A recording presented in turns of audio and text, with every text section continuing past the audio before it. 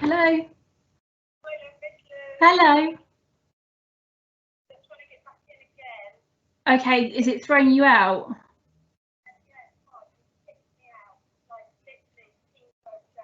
Okay, I'll get hold of James. I'll get hold of James for you.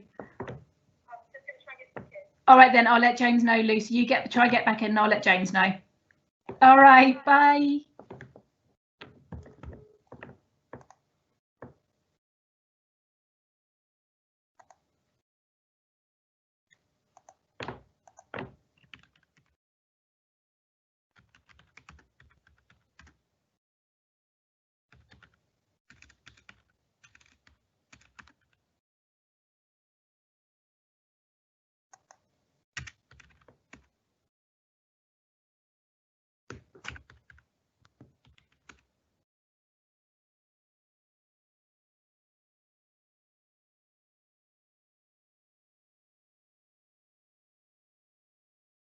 Hello, I made it back, Laura. Hey. That's twice so it kicked me out, just so you're aware.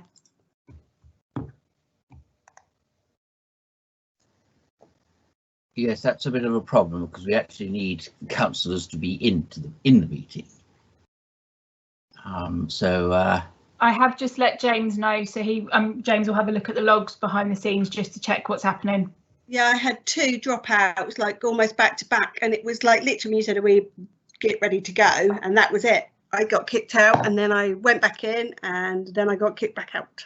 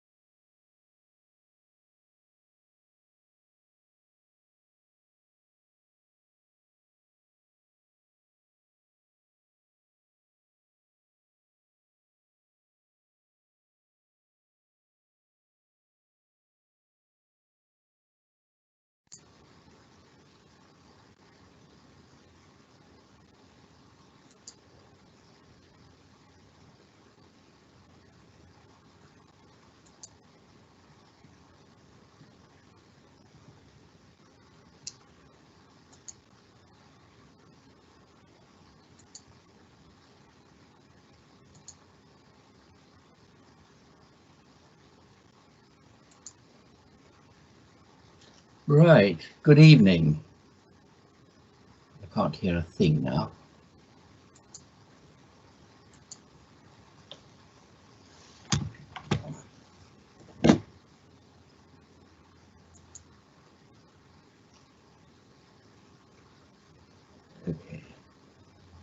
Good evening. Welcome to tonight's meeting of the Bishopstoke, Fair Oak and Horton Heath Local Area Committee. My name's Councillor Nick Couldry. I'm chair of the committee and will be conducting the meeting tonight. As you all know, this meeting is being broadcast and recorded via Microsoft Teams Live. That means that many councillors and officers will need to use more than one computer screen. So if you see that someone's not looking directly at the camera, it's not that they've gone to do something else. It means that they're looking at the meeting papers on some other device. During the meeting, you'll hear from the various councillors. Their names and photographs are on the screen. I don't think I need to read them all out, but because you can read them yourself. Also present are a number of officers of the council who are now shown on the screen. Again, you see their names and more importantly, their particular function. We will be hearing from most of them during the course of this evening. If we have a connection problem, this event will be paused, and if a councillor loses connection or joins later, I will need to ask them to introduce and reintroduce themselves as appropriate. And in the unlikely event that I lose connection and nobody can hear me, then the Vice Chair, Rob Rushton, will take over. We always are happy for people to come to speak to the meeting, although this is actually a committee meeting of the Eastleigh Borough Council rather than a public meeting. Because it's a virtual meeting, public participation has to be undertaken in a slightly different way. In the past, people who wanted to speak on an item of the agenda could just turn up and do so. Now, for technical reasons, we can't continue with that approach. So members of the public have to register to speak well in advance of the meeting. Those that have registered will be invited into the event at the relevant time and be given a total of 3 minutes to speak. The local area manager will give them a 30-second warning towards the end of their allotted time, and I'd be grateful if everybody would just keep to the 3 minutes. Once they've spoken, the appropriate council officer will answer any questions, and councillors will also have a chance to raise questions. After that, once the council officer has answered the questions, the debate will begin, and at that point no further questions can be addressed to the council officer, certainly by people outside. So we move on to the agenda. The first item is apologies. Laura, I think I just want to hear you speak, but we have no apologies, I assume. No apologies, Chair. It's a full house. Lovely. The next issue is declarations of interest. Do any members have any interests to declare? And if so, could you please indicate and then state the nature and reason of the interest? I'm seeing a negative shakes of the head from everyone, so I think it's pretty clear we have no one who wants to declare any interest. The next item on the agenda is minutes of the last meeting. Can I sign them electronically, no doubt, as a true record? Do I have a proposer? Thank you, Ray. Councillor Dean. I must keep these things pretty formal. Thank you, Councillor Dean. Do I have a seconder? Councillor Marsh, thank you. Does anyone have any comment on the minutes? We have all actually seen them before. Councillor Parker-Jones, do you have a comment? It was under item 11 or minute number 11. I think there's something slightly squiffy with the tenses. And I think perhaps it should be reworded so that the second half says declared that they were or have, actually it should say that they had been actively involved in campaigns, and then it should finish at in the past, full stop, the other bit is superfluous and isn't relevant. It's poorly constructed. Does that make sense? Thank you, Councillor Parker. Does anyone object to that change? Because I can't see any objection to that change. So can we, is there any other item that anyone wants to raise? Well, I suggest then that we amend the minute 11 in the way suggested by Councillor Parker-Jones and approve the minutes in that form. Is that okay? Yes, good. So I think that's all passed. Sorry, Chair, we just do need everyone to unmute and signal agreement. We can't take silence as agreement. Thank you. Could we just ask everyone one after the other? Perhaps you could just do a roll call and we all say yes. Certainly. Councillor Coldry? Yes. Councillor Dean? Yes. Councillor Marsh? Yes. Councillor Parker-Jones? Yes. Councillor Rushton? Yes. Councillor Tidridge? Yes. Thank you. Thank you. I think that's the end of the minutes section.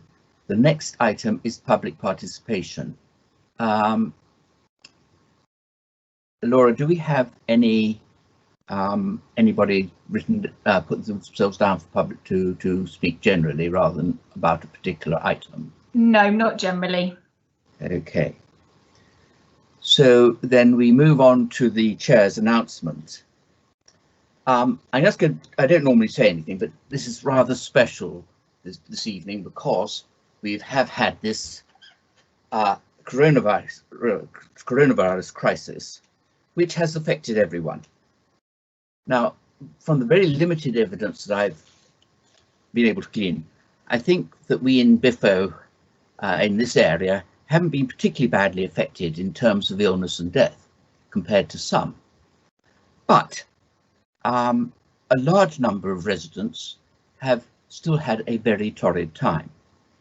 Many still have to shield, many have lost their jobs, and some have lost their income, and many of those who don't have jobs or income don't qualify for any of the special government support schemes. So local needs have increased enormously. The good thing though about that is that happily there's been a huge response, particularly from the public. As this is a meeting of a committee of the council, I think I should first of all mention the huge effort of its staff who have managed to keep council services going whilst changing the way they work at very short notice, covering a large number of absences due to sickness and to isolation. And that seems to be the new normal. But the response from everyone, from BIM crews to shop staff, has been amazing. And most of all, amazing of all, has been the response of the public, many of whom have volunteered to help in any way they can. Now, that has been coordinated locally. There have been a lot of individual efforts, which people don't know about, don't see, but are actually running along in the background. But locally, it's been coordinated by Eastleigh Community Aid, which is a voluntary organisation which matches volunteers with people who need help.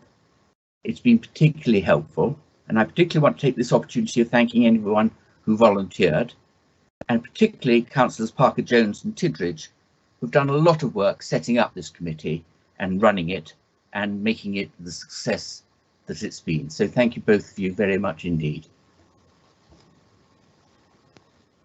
Now that's the end of my being nice, so we're going to have to move on to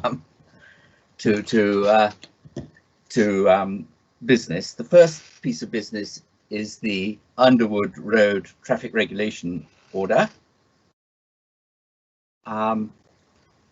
The agenda item says that they recommend that the Bishopstoke, Fair and the Area Committee approve that an order be made implementing the parking restrictions that are shown in the items attached to the agenda. Now, before we start debating this, I've got to remind councillors they must be present for the whole of the discussion if they're to be able to vote. So if they fall out for any reason, probably a technical one, we will need to stop the discussion and get them back in before we do that. Can I start by asking David Pickett, the Senior Traffic Engineer, to present his report?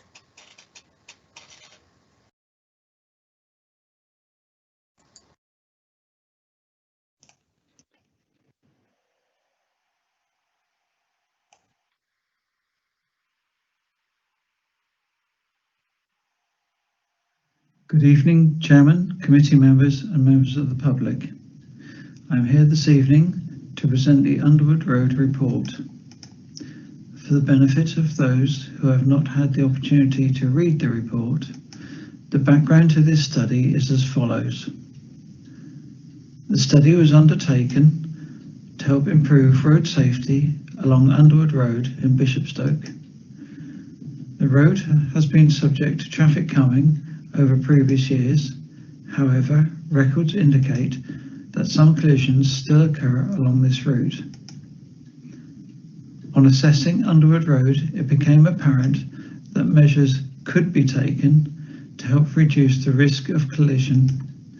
These measures are preventing parking close to junctions and pedestrian crossing points, and installing a single yellow line restriction for short periods of the day to regulate parking at the school pupil delivery and collection times.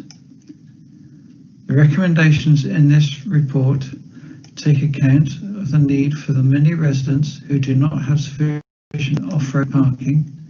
In addition, residents' representations received during the consultation period have been taken into consideration in the writing of this report.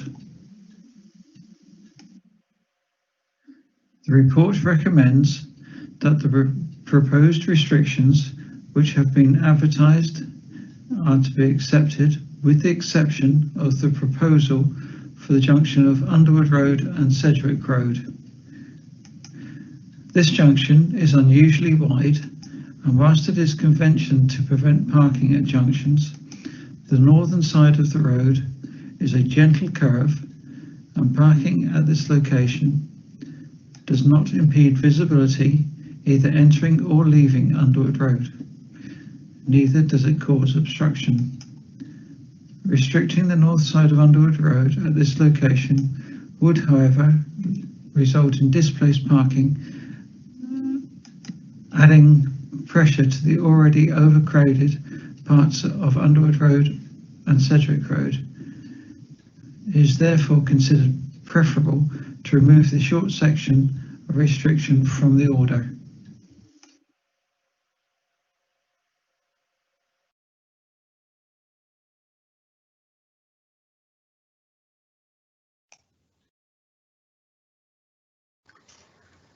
Thank you, David. Now, the councillors have seen this report and have had opportunity of studying it, so I don't suppose they have any questions, but can I defer those questions until we have had a member of the public, who Anwin Stanley, who has registered to speak. Can I ask you to speak now? Right. Thank you, Chair. Following the amendment to the proposed TRO, as David's just set out, deleting the original proposal for double yellow lines around both the northern and southern sides of the Underwood Road, Sedgwick Road junction to only the southern side, I'm in support of this proposal. But as the report notes, and David, the northern side where the bend has a large radius, the parking that does occur here does not limit sight lines or cause hold-ups to either the buses or other traffic. Indeed, were the parking on this bend to have to move elsewhere, it is likely to cause more problems. I hope that these proposed parking restrictions, particularly those around the school entrance, around school start and finish times, are observed and do indeed result in fewer disruptions to bus journeys and also increased road safety, especially for school children and others crossing the road without the help of crossing patrol.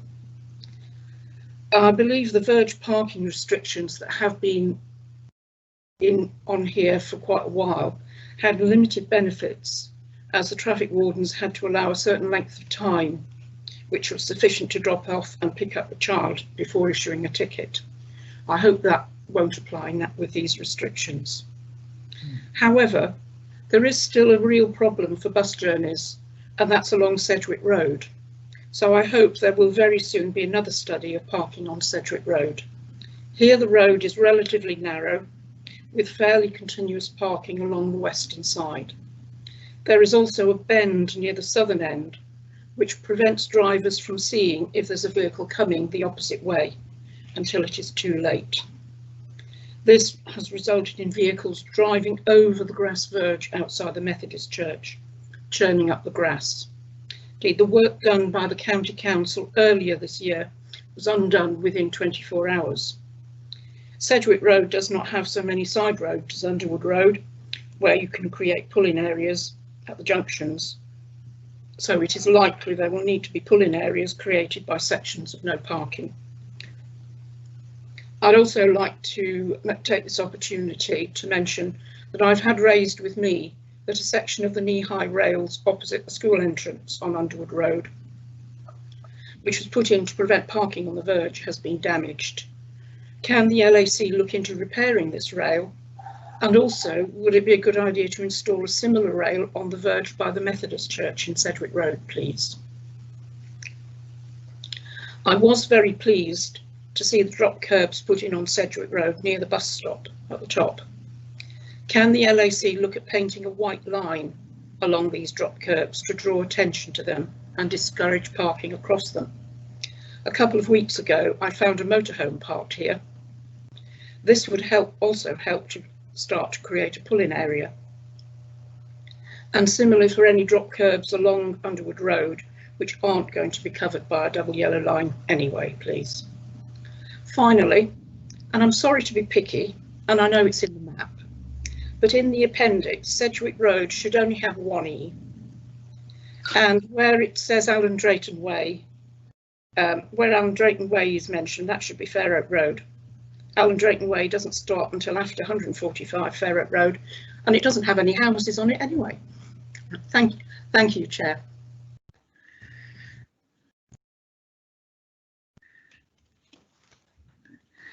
Thank you. Yes, before we go on to the councillors, can I ask David Pickett to respond to the question about whether the enforcement people, the traffic enforcement people, have to wait to allow people to drop off children before they can issue a ticket for breach of these new yellow lines? Good evening, Chair, Councillors. As I understand, these restrictions will be enforceable right from the start, so that it is there specifically to keep sections of the road clear during those times. It'd be rather pointless if one could pull up there, drop children off, and the lines weren't enforceable. So yes, they will be out enforcing those. There's a couple of points I picked up on there, which I'm grateful for Mrs. Winstanley for asking about. The question about Sedgwick Road and the difficulties in traffic sort of passing each other, that is on the consideration list for this coming year, so it's something to be looked into. The damage to the railings, I can speak to some of my counterparts up at the County Council and see what we do about getting those repaired. That I don't see any difficulty in that.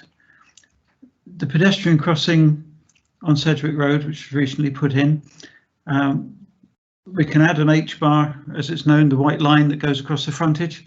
There's no difficulty in that. In fact, if we were to go ahead with the works on Underwood Road, I can have a word with the liners and ask them to incorporate that within the works that they're doing, so it gets done very quickly. I think that addresses questions. Yes, indeed. Thank you very much indeed, David. It's has anybody, our council's got any questions for David? Jin has asked to speak, Chair. Yeah. Sorry, Councillor Kittredge has asked. I'm okay. Thank you, David. Councillor Kittredge, would you like to speak? Yes. First of all, I'd like to actually reiterate what Amin Stanley said about the wording in the appendix. I think we need to make sure we tighten up on the typos in there. We've got Shears Road expressed with an apostrophe, without an apostrophe, the mess with the punctuation, as well as some of the names of roads not being quite right. Given that we absolutely need to make sure this TRO is accurate, it's really pedantic, but we do need to make sure that we've got the appendix as tightly worded as we can. The second thing I'd like to say is, unfortunately, this committee can't deal with one of the things that I would really like to see addressed on Underwood Road, which is the lack of any warning lights for the school. We've seen a number of terrifying incidents happening when the schools were open, when children are being dropped off at school, with issues of road rage, cars mounting the pavement, all sorts. And I think it's utterly reckless that the county council has not put up any sort of warning lights or warning signs about the school crossing. So many children cross that road every day. I know that parents of children at the school are incredibly concerned about it. One of the things I'd like us to look at doing as a committee is whether or not we're able to formally request that the county council look at putting up warning lights outside the school to really enhance what we're doing.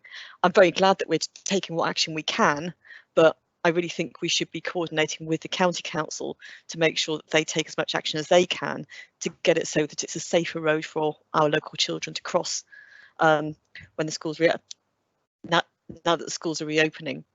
The second thing I'd like to say is that I don't have a problem with the change that was proposed to the Sedgwick Road Underwood Road junction. I just want to make it very clear, though, that just because there aren't double yellow lines on a junction does not mean to say that we're condoning parking on junctions.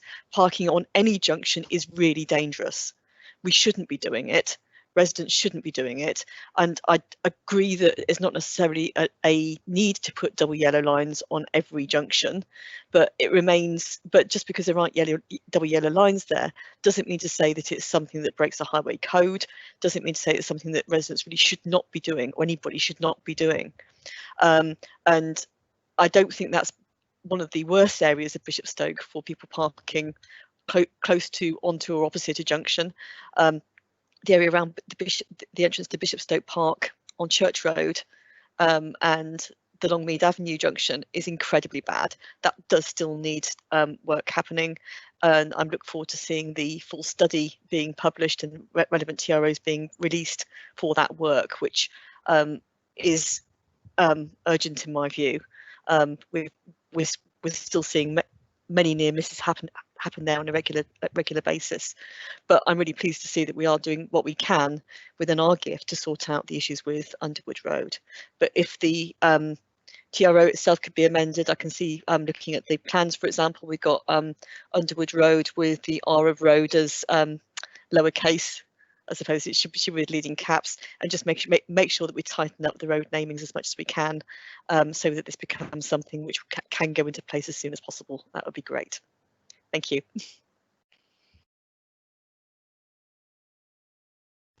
Thank you, Councillor Tidridge.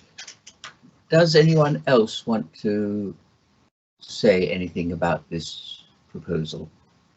Councillor Parker-Jones. Thank you, Chair. Actually, Councillor Tidridge did pick up on a lot of the points I wanted to make. One of them, in addition to talking about having the flashing lights to inform people that you are entering a school zone, that area is also an automatic rat run to take people from Fair Oak, Eastleigh and Bishopstoke up towards Winchester, so to the north of our borough. And that is the road that is used. And I'd like to have seen a 20 mph zone put in, because it is by a school. They've done it by Shakespeare Road. So I think that if we're going to approach Hampshire County Council on the matter of having clearer signage, flashing lights at the school times, we should also be seeking to have that speed limit reduced, because it is used as a rat run. I actually went with the engineer to look at the area, and so saw some of the problems that people had been experiencing. Subsequent to us going, we'd had the crossing patrol person had left. We've had really significant near miss, which was only averted actually by an enforcement officer who happened to be there at the time, who managed to shout. And we do know of an incident where people came to heads, it came to blows, and the police had to be called. So this is definitely something that I am going to strongly support. And I was going to talk about the fact that we shouldn't be saying people can park around corners, but I think Councillor Tidgeridge has covered that point quite nicely. People shouldn't be parking on corners. I know it's difficult, but that is the law. You shouldn't be doing it. You shouldn't be parking opposite junctions. It is what it is. And we shouldn't be sat here condoning activities that would be breaching our highway code, in my humble opinion. But I actually think that the vast majority of this TRO is so important that we should be putting it through. Thank you.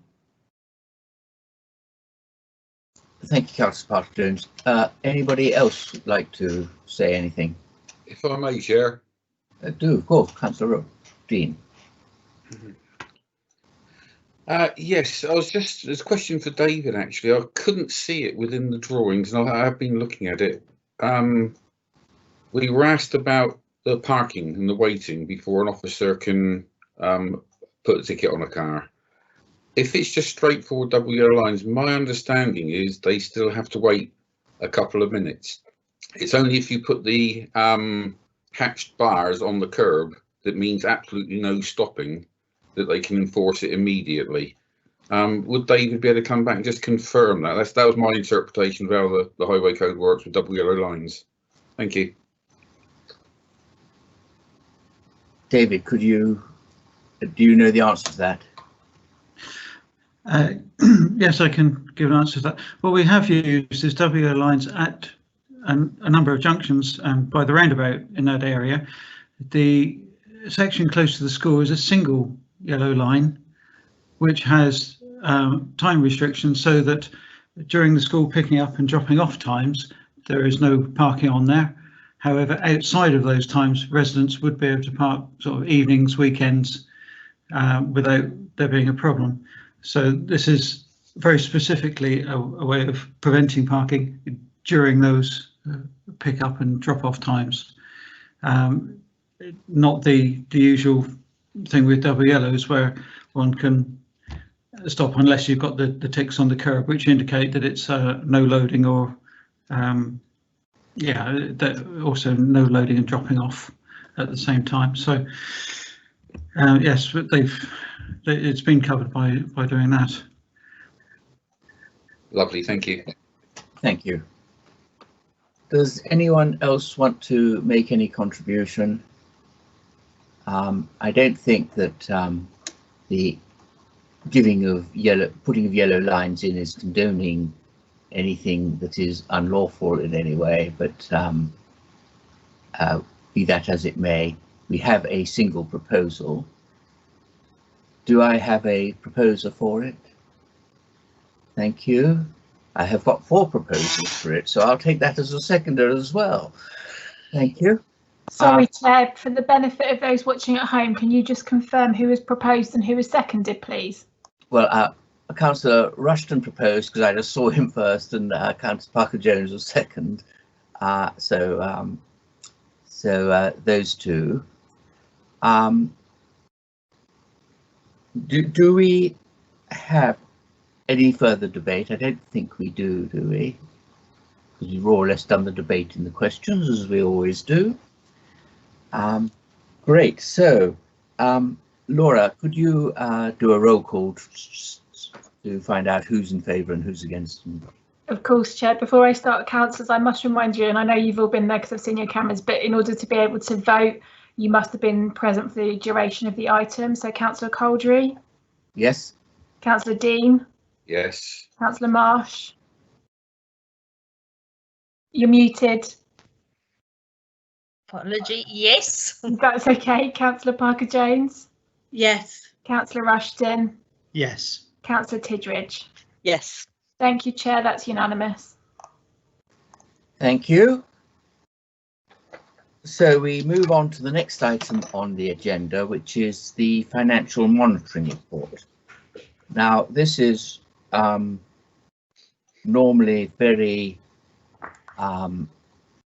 technical and doesn't raise a great deal of interest, but on this occasion, before I ask the local area manager to introduce the report, I want to draw attention to one aspect of which I think people should be aware. This is just in the interests of openness, but the report includes a proposal to give a significant sum to the local squash club, that's the Fair Oak Squash Club, to help it expand its facilities. The complication is that the chairman of Fair Oak and Horton Heath Parish Council is married to the chairman of the squash club. So now she hasn't gotten herself involved in any way in this, even though it would be perfectly proper if she had. And technically there is no conflict of interest. But I don't think that we should just swan on with this without mentioning that point, because it's important that we are open about these matters. These potential, I was about to say conflicts, it's not a conflict, these potential angles do occur in small groups and societies where we have few people doing a number of different things. I just felt in the interest of openness, everyone should be aware of that. Now, can I ask our local area manager, Andy Thompson, to introduce the report and to set out the recommendations? Hi, evening, Chair, councillors. Yeah, this is the financial monitoring report with just one recommendation on it. The recommendation is for £50,000 is allocated to Fair Oak Squash Club to contribute to the Phase 2 development of their clubhouse. It's inclusive of their changing rooms and extended social areas. I think as well, just to add to the Chair's comments in terms of making sure this is all above and proper, I did ask specifically for the strategic lead for health and the lead officer for sport to also come and meet and contribute towards this, and to make sure it is in line with our health and wellbeing priorities. A little bit of a background to the Squash Club. They've been around since 1971. As mentioned before, it's Phase 2 in 2017. They were supported by Eastleigh Borough Council. An allocation of £60,000 of developer contributions was given to the club. That was to improve various things, including the female changing facilities and a lot of the flow area around it as well. A condition of that allocation was that a service level agreement, which in essence was a community development plan, was provided by the club and adhered to on receipt of the money. Very unusually, they were ahead of the time in all the targets that were set. They absolutely smashed them. They some of that, they are detailed in the business plan in Appendix 1, but some of the highlights were the very active coaching programme. They doubled their adult membership. They've got junior members of over 100 members now as well. The newly formed and fast growing ladies section, and the majority of which were inactive before joining. And again, with the LED lighting, they had drastically reduced their carbon footprint. So they were a proven deliverer. The Phase 2 proposal, again, an ambitious club, and the male changing rooms were now nowhere near the standard of the female changing rooms. So they're asking for £50,000, as mentioned before, and is to improve the male changing rooms. This is important as well, because again, with England Squash's safeguarding guidelines, where there is 100 junior members, at the moment the communal showers, they weren't really adequate at the time. They reckon that the cost of those changing room improvements is going to be in the region of £60,000. The second phase was also to improve the bar and social area. Now, this may come to some as like, oh, just enjoying a knees up at the bar. It's not at all. In small clubs, the bar and area is so essential to the running of the club. Without this, they cannot pay for the coaches. Any profit they have all goes back into the club. So these social spaces are absolutely vital to ensure the success and continuity of the club as well. So the proposed phase 2 outcomes are obviously to provide high sporting facilities for the local area, to retain existing members, generate sufficient income to maintain the club's premises, and continue to provide a low annual membership to make it affordable for everyone as well. As I said before, the council's health and wellbeing officer have looked over this. They did confirm that this is in line with the strategic priorities. They also confirmed that very much they were very impressed with the way they dealt with in the phase 1. Financial implications. It is one thing for note that the allocation that is noted there, we are yet to receive this. So obviously it is only conditional when we do receive receipts of this allocation. In terms of a risk, we believe this to be extremely low risk due to the Squashes Club's proven delivery on the phase 1. So in conclusion, I do recommend that members do approve the developer contributions on receipt of this, but also the condition that we have put on this, which is noted in the report, is that they do provide a second community development plan along the lines of the first one, again in discussions with the council's health and wellbeing officer and myself, to make sure that some of those community outcomes are achieved through this. And for clarification, the project in whole will cost £100,000. The club are providing half of this money and requesting half from ourselves. Thank you. Questions?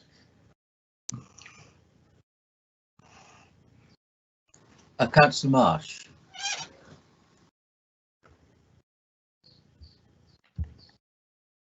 Right.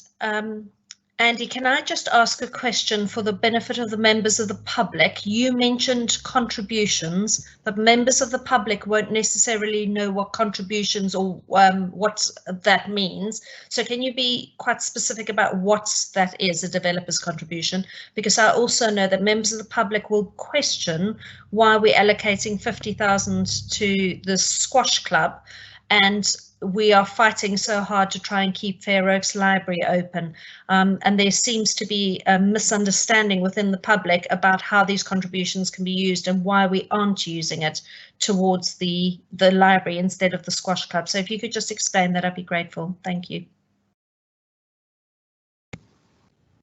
Yeah, absolutely. Thank you, Councillor Marsh. Yeah, developer contributions. Yeah, sorry, I should have covered this. When new developments happen across the area, which Fair Oak has seen more than its fair share, as Bishopstoke, the developer is duty bound to provide on-site facilities to add, because they're adding to the community, so they can provide community facilities as part of the development, but often some of them are quite tight and small, and that's just not viable.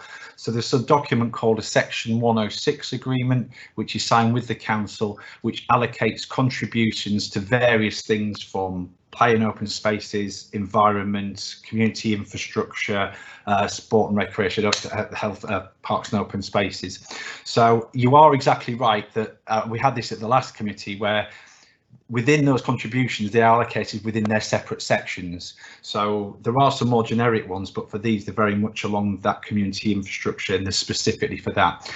As a local area committee, we've got something called a community investment programme, where we have a list which is run with councillors and run by this committee as well as the parish councils, which lists our priorities for the community that we've fed in, that's been fed in by the public through councillors and fed into the parish council, and that feeds that list to decide what the priorities are for that area and what we're missing. So this project was on that list, and it is, I think we have made it available. I'll have to check back through previous minutes, but we have made it available in the past. It's happy to share that document. It's not a problem at all, where there's certain projects that are priorities, and this one fitted that when this contribution came in.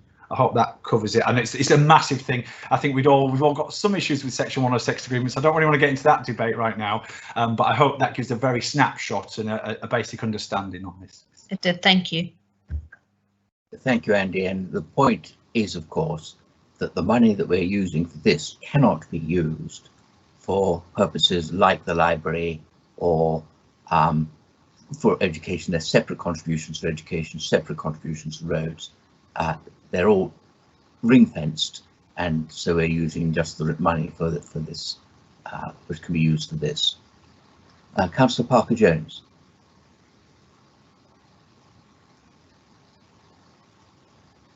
You're still on mute, I think.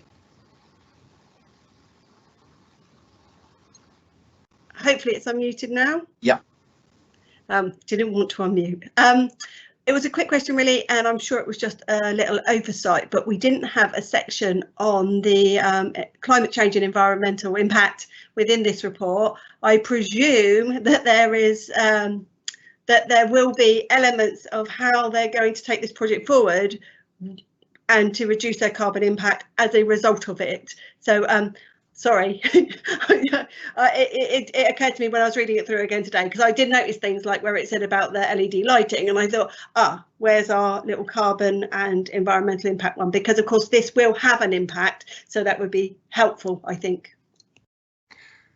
Yeah. Oh, sorry. Yeah, that I'm going to put my hands up on camera and say absolutely, it was my mistake, and it was something that was picked up but too late on the day by Laura. What had happened is, as you all recall, that the section upon the carbon emergency has been put in just recently, and I'd used the template from the last one, and it was a section that's missing off. So hands in the air, absolutely my personal mistake, and I will be on record forever of doing that. So it was not missed off on purpose, it was just from the template, and Laura's already slapped me off the wrist for that, and I'll put that. But you're exactly right, in some ways the phase one, that was a good story to tell on this, and there are some good stories to tell. So unfortunately, you know, it's something that could have been even added to this project as well. So yeah, my mistake. I apologise, members.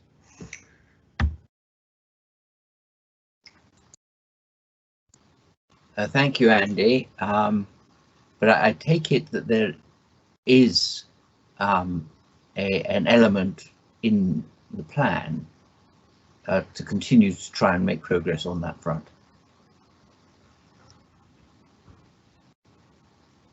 Very much so, and I'm happy for you to add it in as a recommendation from this committee, that as part of when they get to the build phase as well, is to make that as one of the objectives on there as well. So I think that would be a good way of covering that. As you'll see from the first one, they are very committed on that front as well, so it certainly won't be a problem. But certainly when they get to the construction element, that's when some of those key elements can really be achieved. So I would suggest that might be a way forward, is to add that on to the recommendation. Thank you. Is there anybody else who'd like to say anything? Right. So we're coming to the question of the resolution. Laura, can I ask, are you happy with the proposed amendment that has been suggested? I think it's sort of evolved between 3 or 4 of us. Yeah, so what you'll need to do is you will need to propose the addition of the recommendation to be the substantive recommendation. So what you'll need is someone to propose that recommendation is added to the recommendation to approve the funds, and then vote on that. And if you vote on that and it goes through, then that is passed, and that's fine. If it didn't go through, we'd have to vote on the fund it separately, so that obviously, because you're testing it with the new recommendation. I don't see it being a problem, but that's just how it works. Thank you very much. Do I have a proposer for the amendment? Councillor Marsh. The seconder, Councillor Parker-Jones, I think. Yes. Thank you. So I think you've got to take a vote on the amendment. I have. So councillors, I think just to be really clear, because I think at HeWeb there was some slight confusion. I want everyone to be really clear. We're voting. This is the vote for the recommendation in the report, with the addition of a recommendation to the group that they have some consideration when in their build phase for climate change implications. So just be really clear when you're voting, it's the recommendation in the report plus your new recommendation. So Councillor Coldry. I'm in favour. Councillor Dean, Yes. Councillor Marsh, Yes. Councillor Parker-Jones. You're muted.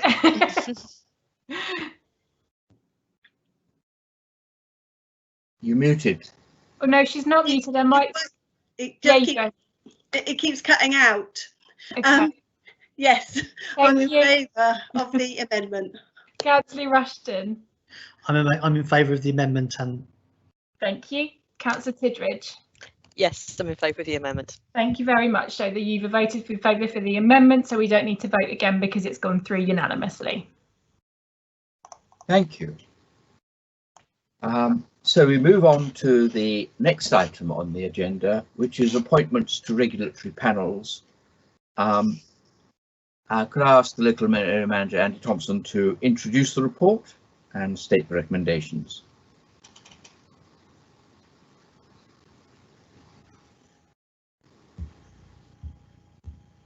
Yeah, just waiting for the red box.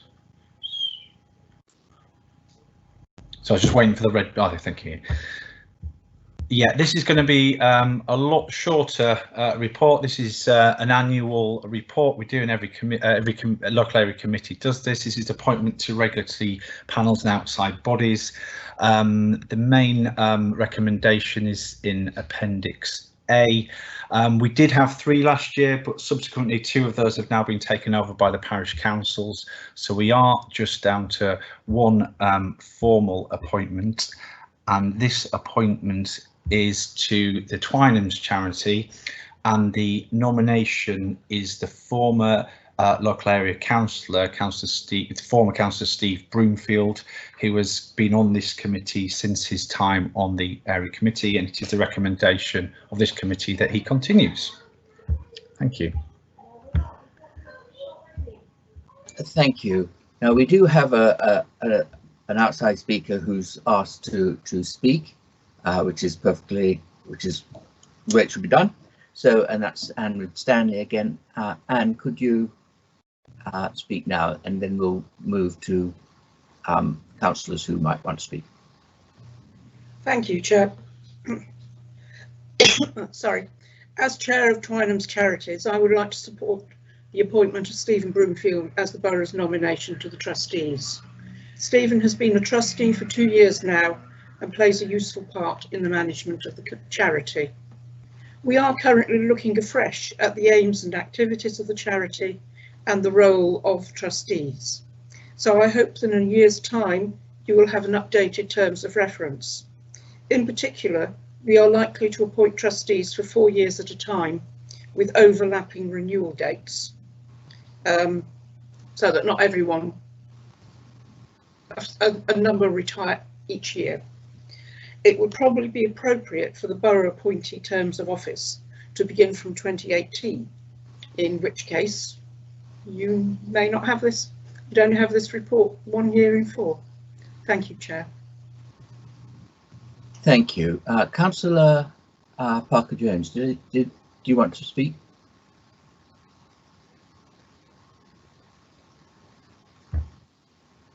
No, that was in reference to the previous report. It's all right. Right. Fine. I would just like to say a couple of words. I was a trust lawyer for 40 years, and the one thing I did notice about trusts is that trustees need time in the saddle to become effective. And Stephen has been our appointee for 2 years. And personally, I would not like to change horses in midstream if the person concerned is participating fully and effectively, which Anne says he is. So I'm very happy to support this proposal. Are there any questions from members? No. So do I have a proposer? Thank you, Councillor Marsh. Seconder? Thank you, Councillor Dean. I think we've had the debate because we never do things in the way we should do. But anyway, so I think again, it's nobody wants to say anything more. I think we need to vote again.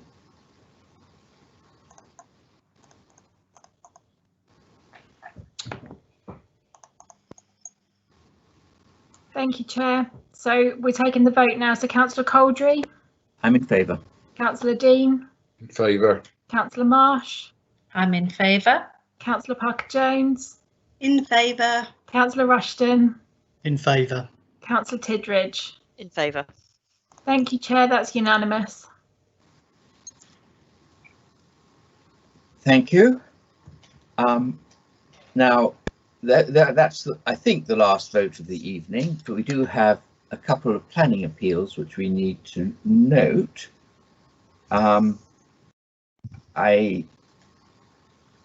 They are on the agenda. I have to.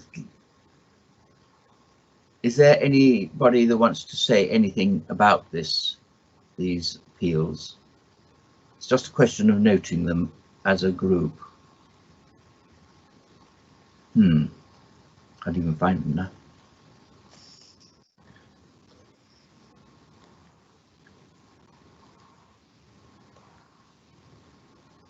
Yes. The legal services report that 2 appeals have been dismissed, one about 50 Ormond Close and one about a tree preservation order again in Ormond Close. So I think that all we have to do is just note them because the appeal's gone through and that's done. So